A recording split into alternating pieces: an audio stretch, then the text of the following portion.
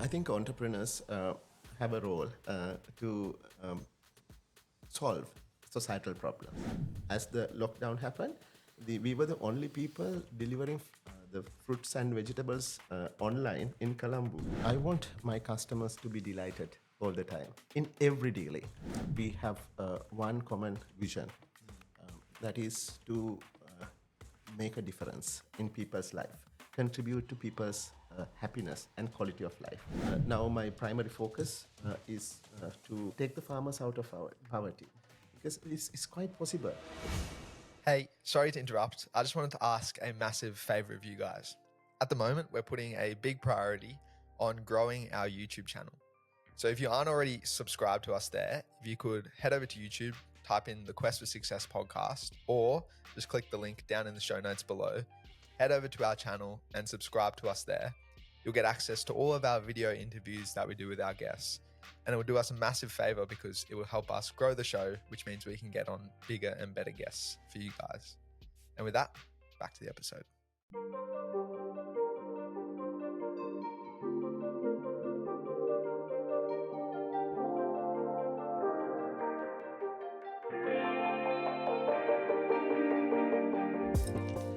All right, welcome back to the Quest for Success podcast, and thanks so much for tuning in once again. As many of you know, we're here in Sri Lanka, and we're here because of my sister's wedding. And that was a few days ago, and I remember saying to Jam, wow, who did all these flowers? It was an incredible display of all this floristry. I said to Jam, who did all these flowers? And he said, this was done by Lasantha Flora.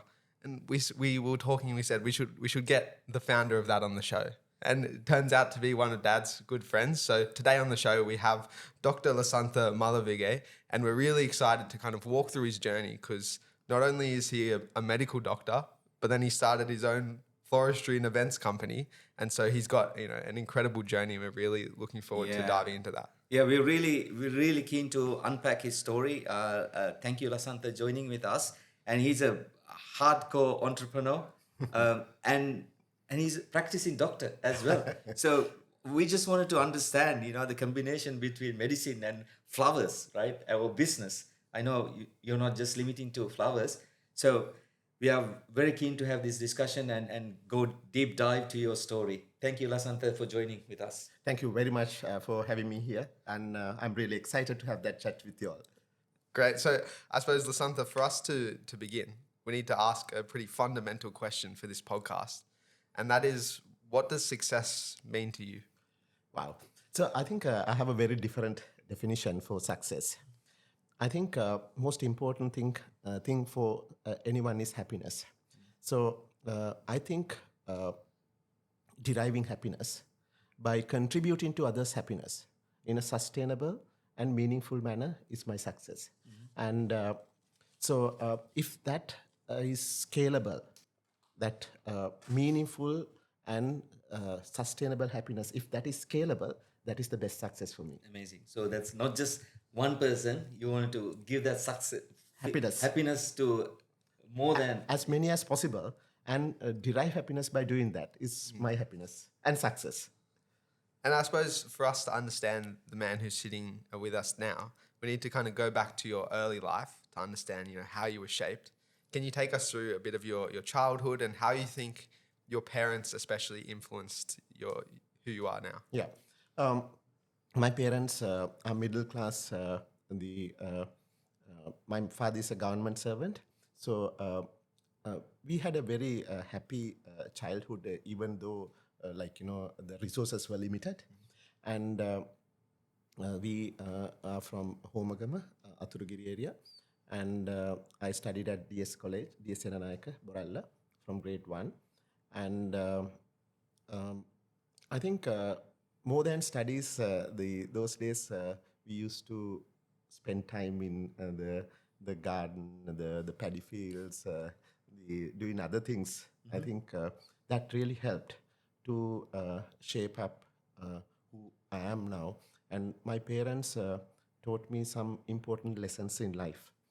I think the most important, my father, he always is a very simple man. He instilled that simplicity in us. So in whatever I do, even in business, so the my personal life, simplicity is a very important thing, and the honesty and integrity. And he always instilled or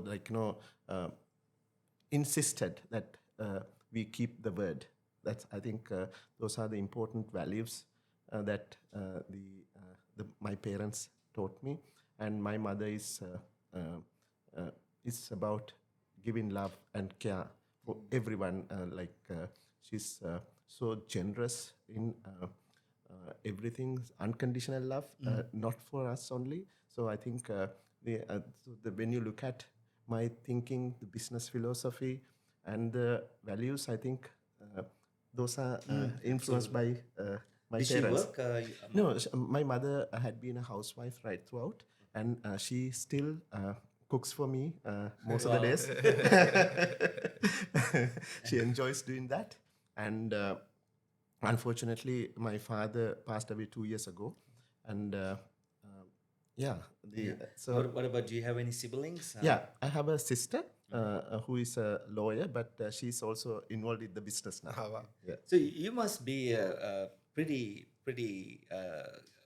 above, good student, right? Getting to medicine is not easy in Sri Lanka. It's very, very rare to get into medicine.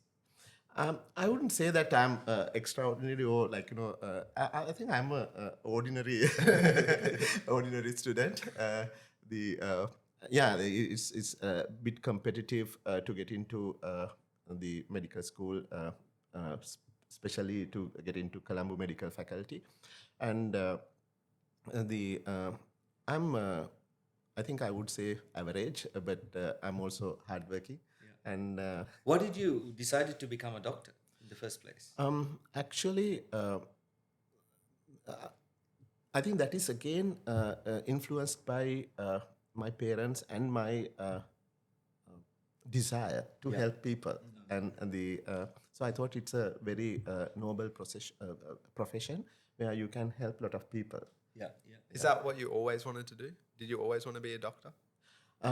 No, I think I had this conflict right throughout. I also wanted to become an entrepreneur right from the beginning. So that was there in the back of my mind right throughout. And so I thought you can become an entrepreneur anytime. Yeah. But you can't become a doctor later. So I thought, okay, I should go to the medical school and I should complete my MBBS. And without my wife, I think I would have given up medicine because I started Lassana Flora when I was in medical school. Yeah, I would like to know a bit more about it. Yeah. And I started when I was a second year medical student. Wow. We have your sister would know after second MBBS second year exam, you have a couple of months holiday. Yeah. I started Lassana during that period. Okay. And so I thought, but she said you can focus on the business later. Why don't you complete MBBS? And then after MBBS, I did my internship in Homogam Hospital, and there again, I encountered a patient who attempted to commit suicide by swallowing 24 tablets of paracetamol, and this is a painful death because you get liver failure and you die, have a very painful death. And when I had a chat with him, he said he has had a sexual problem, and which he had been seeking help from many doctors, but no one was helpful or knew how to help him. Yeah. So I looked around to refer him to someone because I didn't know what to do, how to help him. Yeah. And that day I decided, and there was none in Sri Lanka. That day I decided that I'm going to specialize in this field. Oh, wow. For which I spent another 7 years. Wow. Wow. Yeah. Then then I started my research work here. Then I went to UK Oxford, Yeah. and I spent 5 years there doing my PhD and the specialist the psychosexual medicine training, and yeah. So So I mean that's a very sensitive field, right? Like, Yes, it especially is. like a country like Sri Lanka. It is. because people don't like to talk about sexual things, in public. Correct. So that's a pretty brave Yeah, move, right? I think yes, it was a brave thing back then, and I had support from my family, because it's sometimes the family is also a little concerned, because when you ask what kind of specialist your son or husband is, he's a sex doctor, like.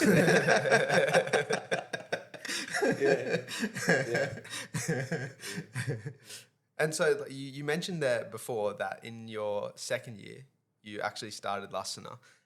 Can you take us through a little bit of that story about, why you got into floristry? Because to me, being a doctor and then coming down this floristry path is so different. Yeah, it's so different. But back then, I didn't know what's a SWOT analysis, but I did a SWOT analysis. So I looked at my strengths. My biggest strength is the creativity. I'm somewhat a creative person, and I didn't have any capital. So this is something that you can start with minimal capital. And then there was a big market opportunity, because if someone wants to get flowers for a wedding, either you have to go to one of these few people who are doing it, who are very, very expensive. And they're so disorganized. So when you're disorganized, your cost goes up drastically. Or you have to do it yourself. I'm talking about 27 years ago. So you have to get flowers from Norelia, get help from a couple of your friends, and do it basically yourself. It's poor quality and the expensive. So I wanted to bridge this gap. I wanted to make really high quality flower arrangements, affordable and accessible to most of the people. So that's interesting, because I remember our wedding 29 years ago. We had all French penny flowers, Aralia, right? And I remember all our friends going yard to yard looking for the flower. Yes. So to have the SETI back. Absolutely. Someone's done it, but we have to provide the flowers. Yes. Yeah. Because it's also a disorganized industry. So you can't entrust someone to do it. Because it's the nature And you of saw the opportunity. I saw the opportunity. I saw the opportunity. Right. But I want to take you a little bit further back. How did you get, like, you were born to a government servant and a housewife, mother, but entrepreneurship, where that come from? That's a good question. There's not much entrepreneurship in my family. I think even though my mother didn't get into entrepreneurship, I think she's entrepreneurial. She has that mindset. And she's also creative, and she had that mindset. I think mostly coming from her, and from my father, the discipline, honesty, integrity, the simplicity. Those were the things that I got from him. But did you get any resistance from your family while you're at medical school starting a florist business? Yeah, very much. The Sri Lankan the families Study. Yeah. But the beauty, most of the medical school the curriculum, most of it is very tough, right? And you have loads of exams, and those days I think, I don't know whether it's different now, and the 70% fails at least one exam.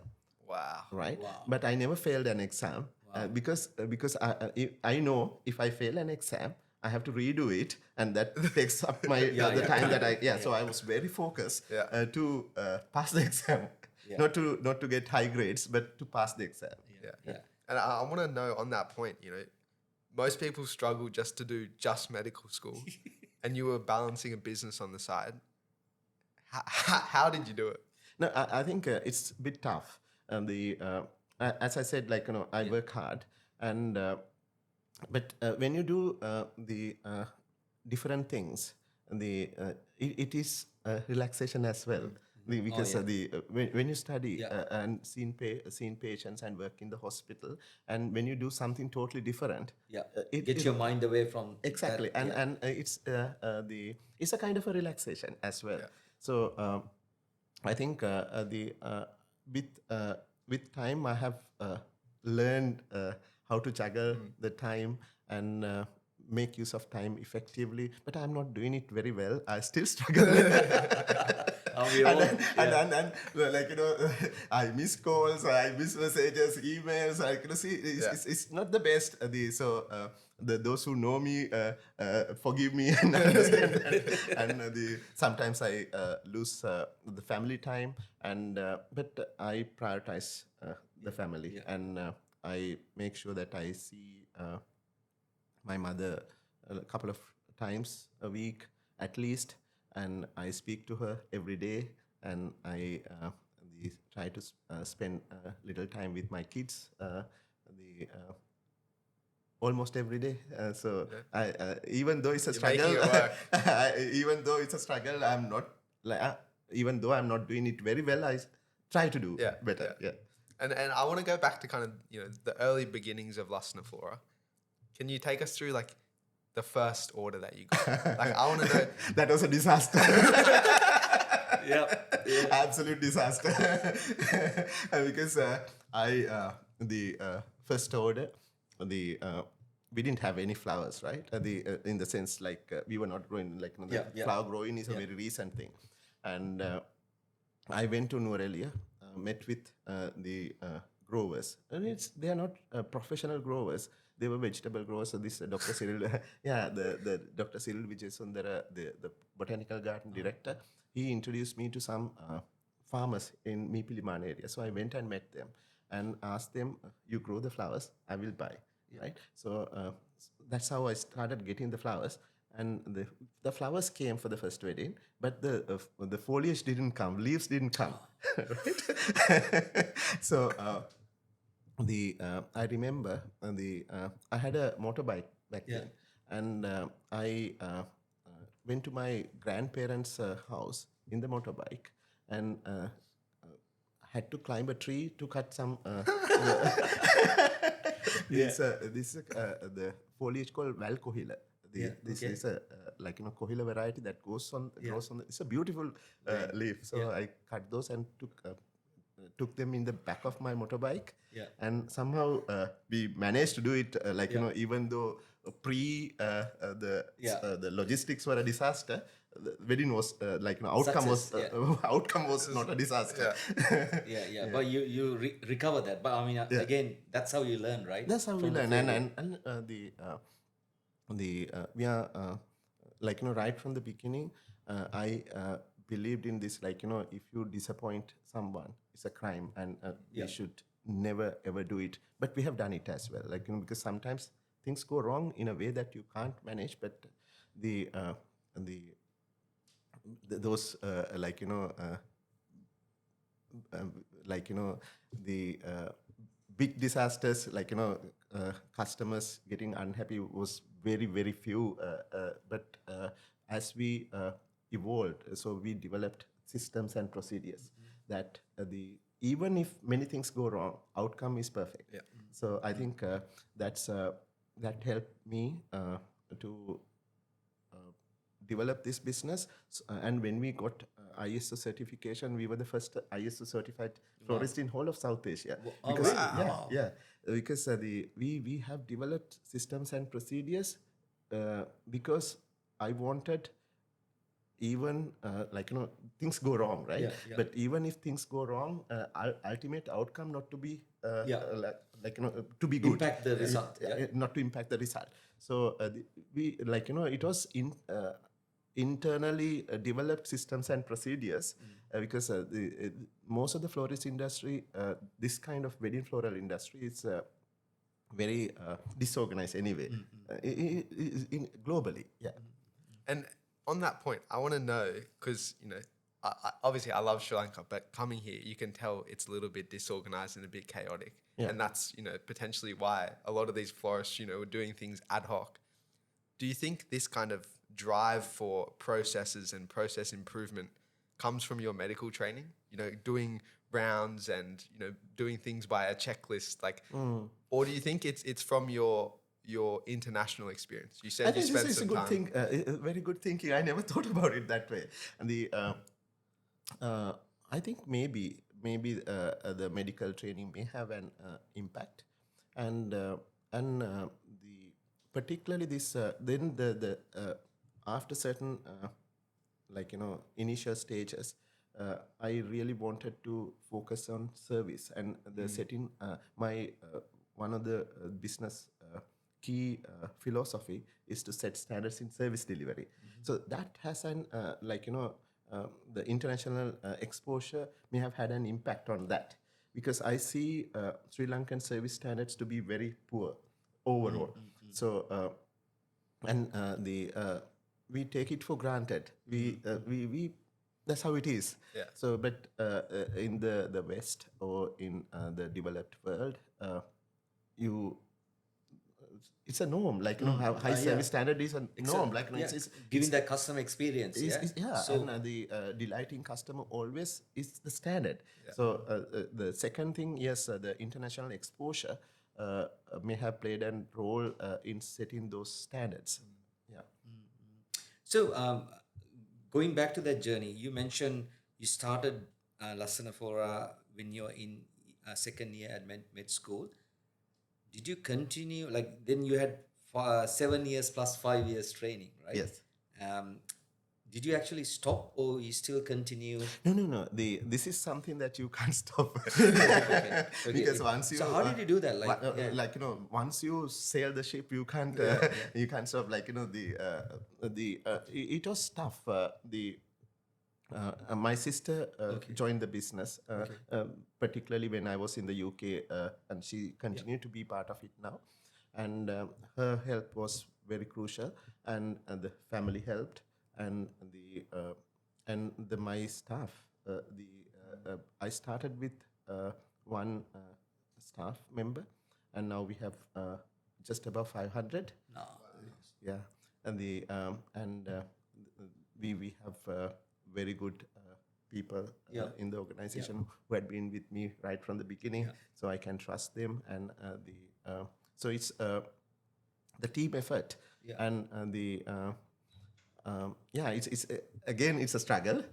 It's not easy, but with the effort of the family, the right team behind you, right team behind, and we were able to survive or grow during that period also. Because the growth had been slow during my medical school days and my postgraduate days. Then actually my focus was doing this as a part-time thing, not as a scalable business. Because anyway, within floral industry is not a scalable business. You need personal attention for most of the time. So those things happen, I think, after COVID.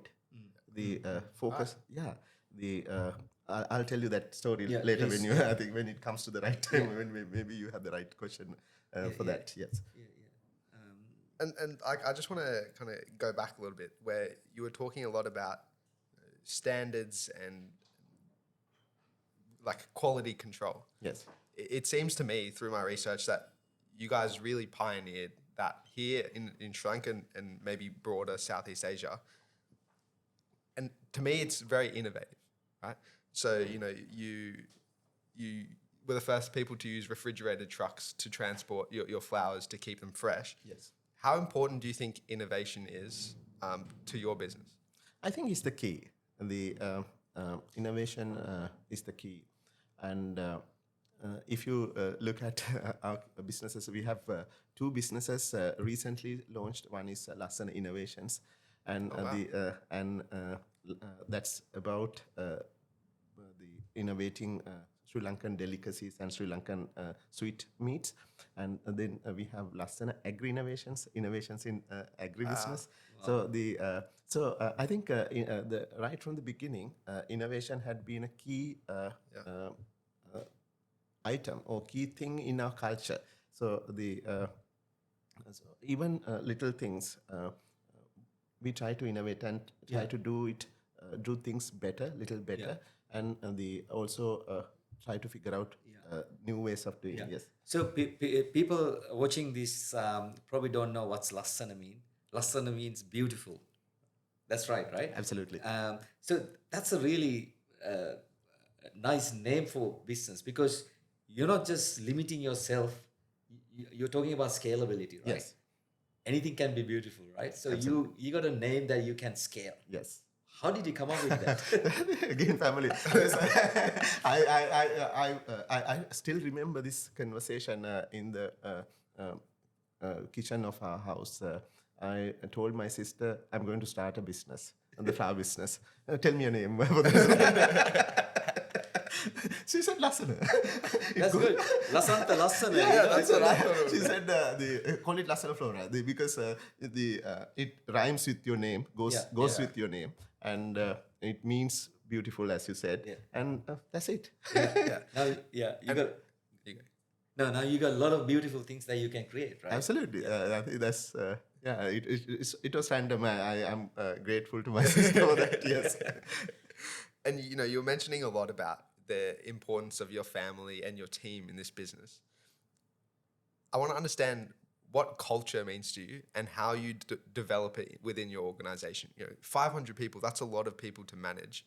What are you trying to build within that team? Yeah, I think as I said at the beginning, we have one common vision, that is to make a difference in people's life, contribute to people's happiness and quality of life, and derive happiness. So that's the unifying thing that we work on. And as you said, because I started with one employee, and but now communicating this and getting everyone involved with this is a bit of a struggle again, because I think it's a common thing from SME to get into a corporate, and so we are in that transition. And I'm in the process of building that team who can take this core culture to everyone, because now it is impossible for me to speak to everyone to that level. I still do because I still see everyone joining the organization, and try to communicate our values and the culture. So that overarching thing contributing to help contribute to others' happiness. And then we have honesty, integrity, innovation, creativity, and the efficiency, because when you look at Sri Lanka, the productivity or the efficiency levels are very low. And I think it's a cultural thing. And because we have abundance and we don't have to work really hard to survive. So those are part of our... we have that island mentality. Exactly. But dealing with your team, right? They're a very professional team, and the respect they have for you is amazing. Like my boss is medical doctor. I think he's a medical doctor, but they know you are the creative guy, right? So every time we talk to them, the doctor will come and do this and do that, So they're looking at you as a very, very creative, like more than their boss, right? So you must done something magic. Yeah. No, I think The respect. yeah, I think the they are because they know that I work hard and I'm committed, and and I think that leading by example, Yeah. the also matters, and I think we are a value driven the Organization. organization. So we are driven by values, and the and one of the things is like we want to be fair in every dealing. So I tell my managers, I give them authority and to make mistakes. They can make mistakes because otherwise you Yeah. can't. Never learn. You can learn. You can't learn, and but you can do all that. Only thing that you have to make sure that you are fair and reasonable in all your dealings. It could be with your colleagues, customers, or suppliers, whoever. It has to be fair and reasonable, and yeah, those I think those values Yeah, really yeah, helps. yeah. Yes, yeah. Definitely. And you said before that, your goal was to set a benchmark in service excellence. What does service excellence mean to you? And what are you trying to get your customers to feel? What do you want them to feel? Yeah, I think I want my customers to be delighted all the time in every dealing. Say, from call center to the customer interaction to the product to the service, the experience, the whole thing. So the I think now biggest the business is e-commerce, and I think the wedding flower business is the smallest business. Really? Oh, wow. Yeah, it's the smallest in the. It started with that, but Yeah, now it's yeah, become. yeah, it's the smallest, and the because uh, e-commerce we ventured into the this is how it happens. The when we were doing wedding decor.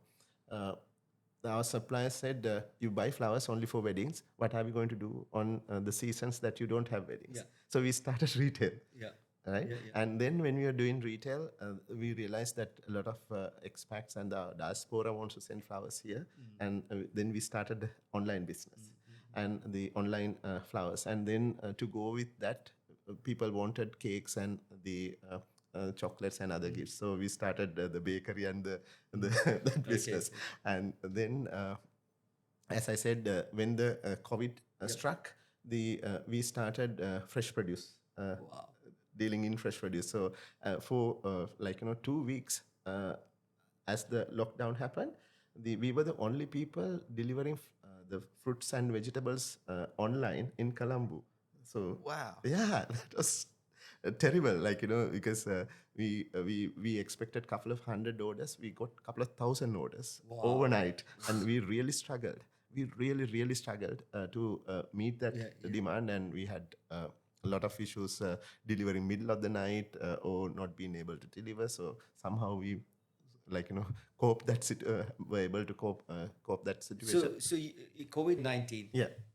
you saw that as an opportunity, or you wanted to really solve that problem?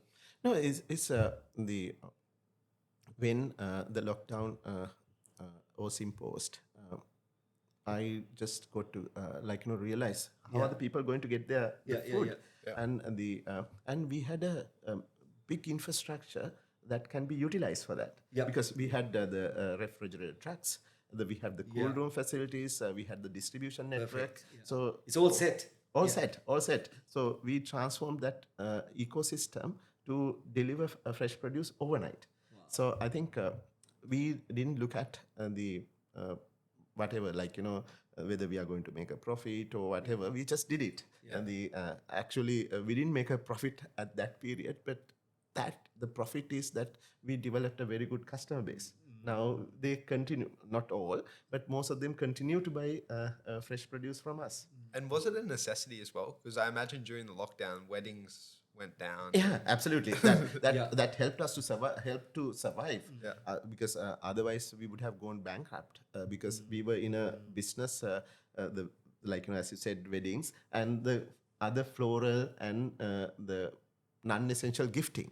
So we would have Yeah, so there's a survival as well. That's a true entrepreneurship. Like you pivot from the weddings Yes. into that. Yes. Yeah, that's amazing. And I'm trying to get my head around, because to me, fresh produce is one of the hardest things to be in. It is. Because it's got a quick shelf life. Correct. And you're working with farmers who, once the flowers are picked, they're already starting to die. Yes. How do you guys like manage that time frame? Yeah. So when you have developed expertise in flowers are more delicate than vegetables. Yeah. And we just use that expertise to handle fresh produce. So our policy or our promise is to farm to doorstep within 24 hours. So this is a transformatory strategy in fresh produce. Yeah. That's what we are working on now. When you buy fresh produce, most of the time in Sri Lanka, you don't know when it was harvested. Whether it's one day after harvesting or 10 days, and you don't know who has grown it, and you don't know how it is handled. So now what we are working on, what we already do, and what we are trying to scale up is farm to doorstep within 24 hours, and the clean and hygienic handling. And also we are working with the farmers to improve their safety standards, the residue levels, how to manage residue levels, how to improve quality, and also traceability. Now we have introduced an app and a QR code, so that when you get our fresh produce, you can scan it and see who has grown it, when it was harvested, his family details, the farmer details, all that. Yes, because that's a whole story, right? Yes. You're eating something that you know where it's grown and by who. Yes, It's yes. amazing. That's I love that. I love that. And Thank you. as part of that, do you ever think about the impact that you're having not only on your customers but also your suppliers? I imagine some of these, farmers, you are all their business. Yes, absolutely. So this is one of the key things that we are working on. And this is what I want to dedicate my next 5 years mostly to transform the farmers. Because the most of, the majority of our farmers are still in poverty, and they should not be. And so we are helping to adapt technology, adapt good practices, so that their cost of production can be lowered, and to make sure, and also to assure a price based on their cost of production, with a decent profit. Yeah. So that the revenue model can be predictable.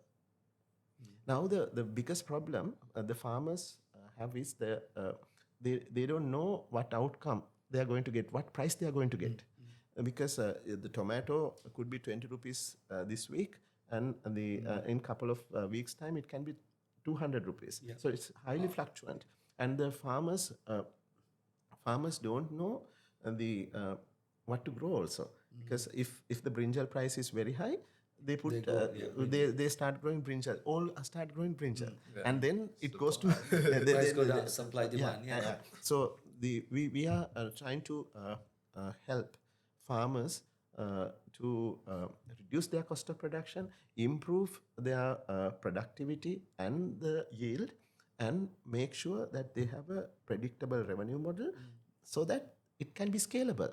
When they have a predictable revenue model, when they know what they're going to earn over next 12 months or 1 year or 2 years, that can be financed. Because one of the biggest problems the farmers face is they are not financeable. They can't access formal financial system, the banking system. So that's something we are working on. So I mean, you're not just working and you're doing it. I think this transformation you started very early days. I remember Sri Lanka used to import flowers. Yes. And now I've seen somewhere you are the biggest grower in the country. Yes. Tell us a little bit, like, that transformation. Yes. Yeah.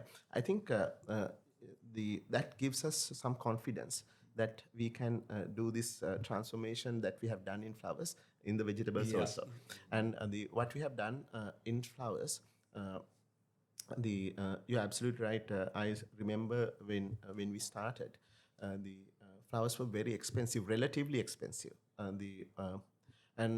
Because most of the flowers were imported, and I remember we were buying one stem of lily, and because and sometimes we used to buy one flower each. Because for the expensive and for bridal bouquets, they count by the flower, not by the stem, because one stem lily can have about 4 or 5 flowers, and but the I used I studied the regional peers and how they use technology, and also started working with correct breeders in Netherlands and other countries, and got the planting material and used the technology to grow flowers that can compete in the international arena. And I never looked at local prices. I only looked at the cost of production of the most competitive farmer. Say, like, for chrysanthemums, I benchmarked the farmers in Malaysia, who were the leaders in chrysanthemum cultivation, who were exporting to Japan and the rest of the world.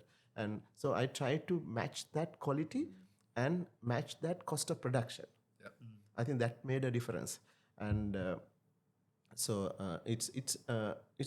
again kind of a struggle to find the right land and get the government approvals and the support from the village and getting the right expertise. So, but I enjoyed in that. And you mentioned before, when you started this, it was more of a side business. Yes. Was there a turning point where it turned from a side business into, this is the one? Yeah, I think it started with COVID. Yeah. Oh, right. So that recently. Recently, because the rapid growth also started with that, because I could have been a much better or bigger entrepreneur if I gave up medicine early on, and so I. At least during COVID time, I had a break, like the Time to think. Time to think, and now actually, even though I'm a practicing doctor, it's I'm just seeing 4 days a month just to look after my patients who have been dependent on me, because I have been seeing patients for 15 years now in Sri Lanka. And they rely on me, and I can't just abandon them all of a sudden. So that's why I'm still seeing a few patients every week. And now my primary focus is to develop this two verticals. One is this the fresh produce ecosystem, where people can access high quality, safe, hygienic, the fresh produce at affordable prices. So, like we did with flowers, we want to. I think our fresh produce prices, fruits and vegetable prices, are far too high, and I want to make it the accessible and affordable for everyone, because the quality is very poor, and also take the farmers out of poverty. Because it's quite possible. You think it's contradicting, but it is possible, because there is post-harvest loss of about 40%. If you bring it down to 5%, you save 35%. Right, and if you improve productivity and crop planning, then you increase the yield and reduce the cost of production. So this is one of the key things that I'm working on, and the other thing is creating a global business in the treats of Ceylon category, which we will have a chat later. I like the way you think, because something I learned over the years, when you're really looking at your business, your primary customer is not the guy actually buy your flowers or your fresh fruit. The primary customer is your farmers. Absolutely. Right? Yes. And you're protecting and looking after them and growing them, and it's a sustainable model. Absolutely. Yeah. So that's very rare in Sri Lankan. I've seen it because people are very much focused on getting that money from delighting the customers. That's fine, but looking after that's you really understood where you need to invest in, which is a comment that I want to make. Yeah, Jamita, I think you're right. As I said in the initial introduction, also sustainability. Absolutely. Yeah, because that is what is sustainable, isn't it? Like you have to develop the whole ecosystem. Yeah. Otherwise, it's not sustainable and also not scalable. Yeah. And correct me if I'm wrong, but you don't have any formative business training, do you? No, not at all. The only formal business learning is grade 8 commerce. Must be good. Sri Lankan education.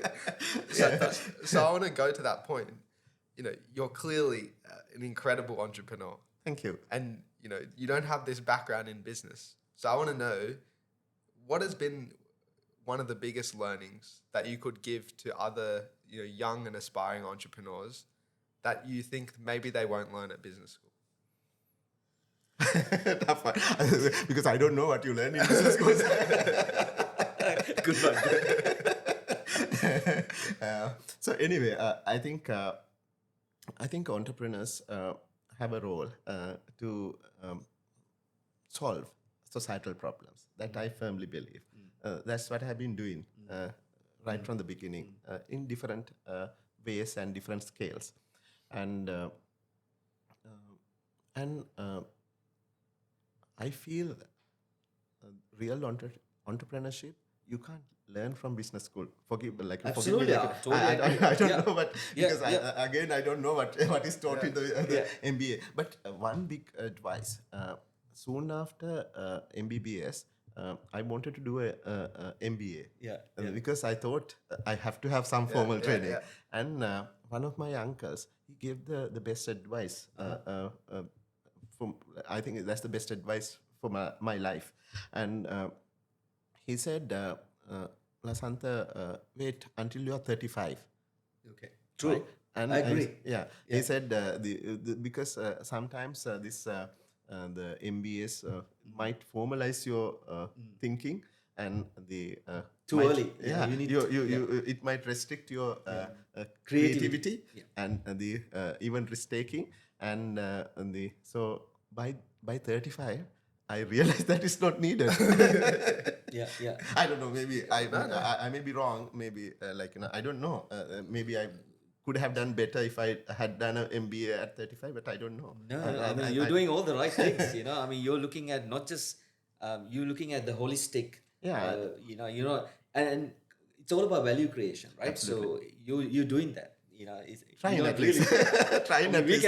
MBA can do a good case study about you, right? Like, definitely. absolutely. A lot of MBA students come to us for last I think 7-8 years for case studies. Loads of case studies done on entrepreneurship and the Lassana journey. And and I sometimes give visiting lectures for MBA students. Here you go. Yeah. I mean, nothing like whatever you learn, you can be a great idea guy. You know a lot of business, but it's all about doing it. Yeah, execution is the Execution. Yeah, And you're doing execution. Yeah, execution is very difficult. I think it's I think it's a different skill and art, isn't it? Yeah. The working with people and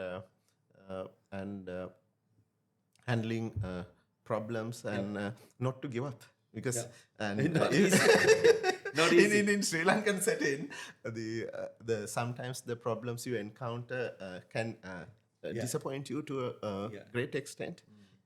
So it has things have disappointed me, but not for more than 30 minutes. Have you ever thought of giving up? No, not for more than 30 minutes.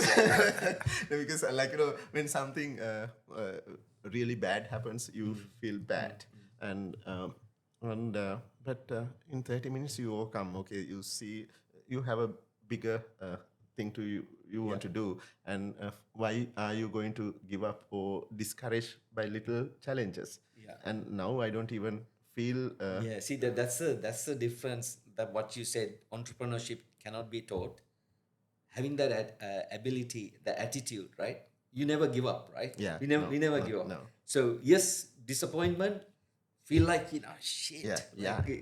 this is not going anywhere. No. What you're thinking, no worth doing this. No. But you come back, Yeah, right? yeah, That's yeah, a real yeah, entrepreneur. exactly. You know that because Yeah. you're one of Every them day. as well. Yes, and the a lot of people give up very Yeah, fast. I yeah. think that's one of the things that I can tell entrepreneurs or anyone who want to become entrepreneur. You should be having that resilience, the not to give up easily. Yeah, Oh, yeah, oh, that's not a to good give up one. at all. Yeah, that's a good one. I Yeah. mean, that's how you grow your business. Yeah. Failures it's a great thing. Yeah, absolutely. Like, now after this today, I'm going to our Diulapitiya farm, and we have loads of failures there because we purchased this farm, and it's the largest greenhouse project in the country. It's so big, and the most of my projects I start small Yeah. and gradually scale up. Yeah. And then I say that you fire a bullet, and when you hit the target, you fire cannonballs, right? And but here we had to purchase this massive project, Yeah. and so we are still struggling. And the after 2 years from purchase, we are still learning. So, but a lot of people give up. Even workers, they get fed up. You do everything perfectly, you expect the crop, and crop fails for some reason, or everything is good, and then you get the infection. Then everything is good, then you get a pest attack, or something happens, and so it's a learning curve, and to understand that is I think is tough. Yeah. And we've spoken about your next kind of step is into this kind of taste of Ceylon and Sri Lankan produce. Yes. Do you think you'll ever take that global? That's my dream for next 5 to 10 years. It's a long term goal, and I feel it started with this treats of Ceylon range. When you go to any country, you will see there are delicacies and presented nicely. Yep. But we have amazing products, amazing sweet products, savory products.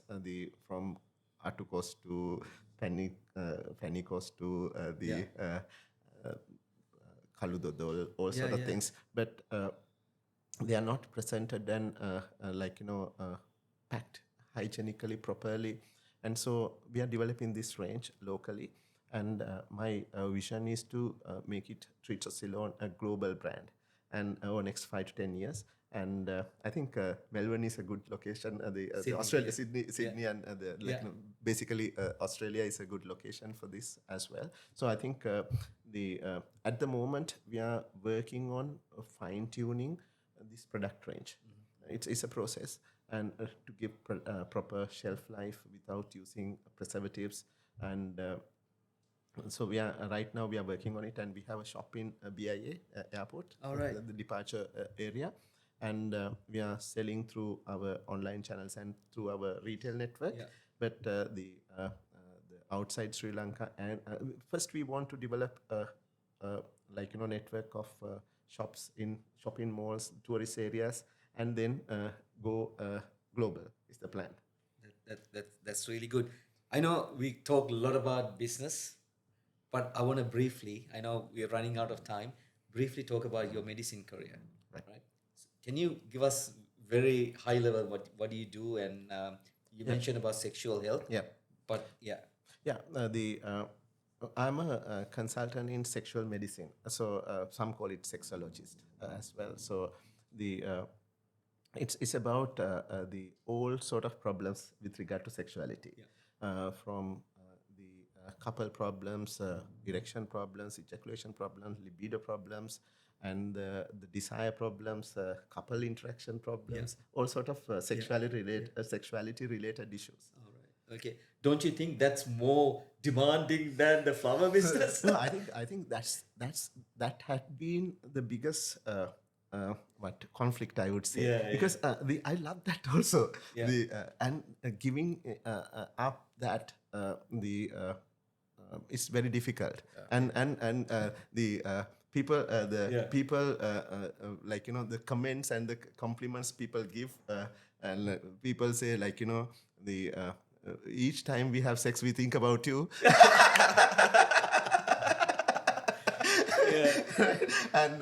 And I know that I have helped thousands of people, and really, because when I see a patient, there's only one intention, Yeah. and I'm going to help them in some way, I'm trying to sort it out in the best possible way. That's the only intention, and that had really worked. And so I think when you are in a field that is so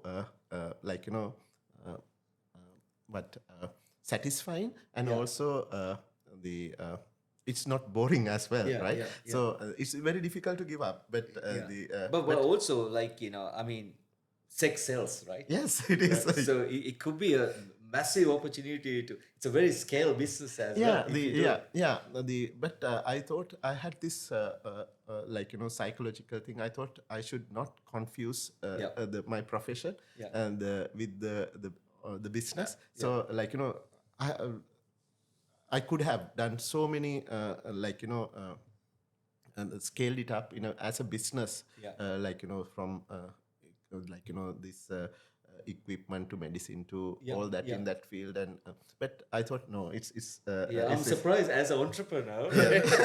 Just thinking, how can I scale this knowledge that you have? But I think the what you're working is amazing. Like, not just flowers, you're moving into agriculture, like, fresh produce, and then now you're next level up.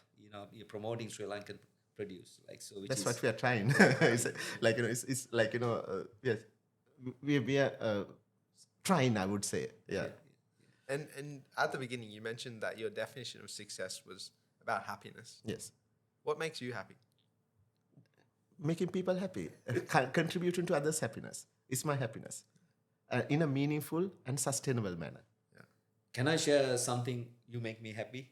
Example. So my daughter and wife arrived probably about 2.5 weeks ago for my daughter's wedding in the airport. So I went to pick them up. I realized, wow, this is a special moment, right? My daughter's coming for her wedding. Right. I was just empty-handed. I look around, hey, what can I do? What can I buy? At least something. I never expected to buy flowers in Bandar Rai Airport. Here we go, Lassana Flora, right in front of me. And that was just, came tears to my eyes, right? Wow, So that's a wow moment, and wonderful. really, really Helped you at that moment. Yeah, for that little flowers given to them, you pretty much delight me. Right? Wonderful. So, Thank you so much. Thank you. yeah, it's amazing. Yeah, I realized, these guys, Thought about this. everything, little things. And I suppose, we could talk for hours, but to wrap this up, looking back on your journey, do you feel successful? I think I would. Yes, I do. Simple as is that. If I looked at me as an entrepreneur, if I really focused without the medical career, I could have been much more successful. But but I think I'm still happy because this is exactly what I wanted to do. I didn't want to give up medicine totally, because now for a budding entrepreneur, this may not be the best example. I may not be the best example. Because you really want to focus and do one thing, and But in my situation, it's a little different. And because when you look at the global experience, so even any setting, those who are very successful are the people who have really focused on one thing. I think I would advise not to take my path unless you have a passion for it. Definitely. So, I mean, Lasantha, it's a fascinating discussion. Thank you. But you said happiness is so important. That's your kind of a purpose in your life. Absolutely. How do you want to be remembered? I think I would like to be remembered as someone who had really struggled to make a difference in people's lives, and someone who has really contributed to better quality of life and better happiness for people and the society. Lasantha, thank you so much for this conversation. Thank you. It's been incredible. But before we finish, I've been jotting down a few key traits which I think you really embody and have been part of your success, and I'd like to share them with you. The first one I think is your discipline. I mean, I don't think anyone else could study medicine and do a PhD as well while, you know, starting and scaling a business like you've done. And I think that really comes down to your discipline. I think you mentioned in there, you know, you just had to get it done. You know, I try. Yeah, I'm not the best. Yeah, I try. Yeah. But I think that's, you know, that's a core. You know, you were always so busy. You had to stay focused. You had to get things done. And I think that discipline really, really shone through. The next one is you're extremely values driven. And I think the one that really stood out to me was integrity. Yeah. It's the key for me. And when you lose integrity, you are no one. Yeah. That's Yeah, absolutely. Yeah. You really are, you know, a man of your word. There's very few people, I think, that are still left that are doing business for the right reason to, you know, create value and you know, a real gentleman in business. And I think you are one of them. And I really, really appreciate that. And, you know, throughout everything you're doing in your business, you're doing it for the right reason. You're trying to, you know, support not only your customers, but also look after the farmers, the producers, the people, your team, you know, the people who support you. And I think that's a really, you know, powerful thing. The next one is you're very innovative. You try. Yes. And I think that's a core part of your business. Flowers could have just stayed flowers, but you've turned it into a whole ecosystem. You know, from managing your supply all the way through to what can we do next? Oh, there's a problem. Let's go into fresh produce. You're always innovating. You know, how can we process, improve efficiency? And honestly, I think it does come back to your medical training to improve efficiency. You know, it's very anti-Sri Lankan to improve efficiency, but it's something you're doing really well. And then the last one is you're impact driven. Yeah. You know, everything you're doing is, you know, your definition of success is a perfect example. You want to make other people happy. It's not something to do with you. And it makes you happy. Yeah, exactly. It's, you know, it's a two-way street, but everything you're doing is to have impact. And, you know, even what you're doing now with your treats of Ceylon, that's going to have an impact not only on the suppliers, but on Sri Lanka as a whole. You know, it'll put Sri Lanka on the map. So I'm really, really glad that we got to sit down and have this conversation. And I only know you for very few Months. days, actually. Not even a month. Yeah. Probably, you know, what I learned from you, right, last few months, you're a very likable person, right? You're very down to earth. You're really not thinking that you got massive business. You're very easy, approachable, and someone that you can talk to very easily, right? And that your personality, I think, play a big part in your success as well. And, because I think we are very small. We are nothing actually compared to there's nothing to. But I've seen how you're dealing with your staff as well. You know, it's not just customers, right? And you're pretty same person, very authentic, and you're genuine. Like, you know, people can relate it to you. You know, it doesn't matter what level they are in. You know? So that likability and be able to connect with people is a magical thing. You know, for entrepreneurs, not everyone have that skill. I think it's important if you have to become an entrepreneur. Absolutely. I think that's help you to achieve success. And we want to wish you very best for your plans, and if you can help us help you with anything in terms of your growth in global. Wonderful. Wonderful. Happy to help you. Thank you so much. Thank you. Yeah. I think this is one of the best interviews I have been to because I think you all are entrepreneurs and you understand this. And a lot of interviews, the podcasts that I have been to are like, just someone asking questions. But you Media. relate very well. Thank you so much for that amazing 1 hour. I really enjoyed it. Thank you very much. Thank you so much, Lasantha. And on that note, if you guys have gotten something out of today's episode, if you could do us a massive favor and go and like and subscribe to our YouTube channel, and we're on all of the major streaming services. And if you want to see all of our episodes, you can head over to our website, thequestforsuccesspodcast.com. And on that note, we'll catch you guys in the next episode. Thanks for listening.